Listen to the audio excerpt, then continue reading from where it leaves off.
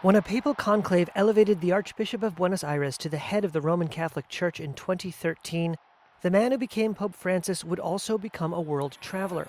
Francis would be the first pope to visit Myanmar, the United Arab Emirates, North Macedonia, Iraq, Bahrain, and Mongolia, clocking more than 45 international trips during his papacy. But he never once returned to visit his native Argentina. And now, with the 88-year-old in critical condition, battling pneumonia in both lungs, such a return seems unlikely to happen. Those close to Francis say he worried a visit would have stirred controversy between the political factions at home. Guillermo Marco was a spokesperson for the Pope when he was Cardinal Jorge Bergoglio in Buenos Aires. He said Francis would have loved to come if the timing were right. Yes, he would have liked to, if he could have made a simple trip. Let's say where he came to visit the people he loves and, I don't know, celebrate some mass for the people. But he is fully aware there is a whole network of supporters and detractors who are fighting over him, from one side and the other. While Francis has been Pope, the first pontiff ever from a Latin American country, Argentina has been rocked by repeated economic crises and political volatility. The current government is led by right-wing populist President Javier Milei. Milei once called Francis the devil's representative on earth, though he has patched things up since coming into office.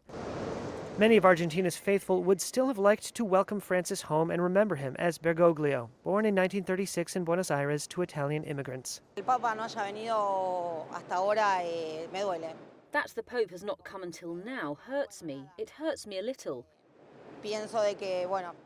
But, well, I think that he has his reasons or his opinions, and maybe at some point he will change them. I would have liked him to come. But I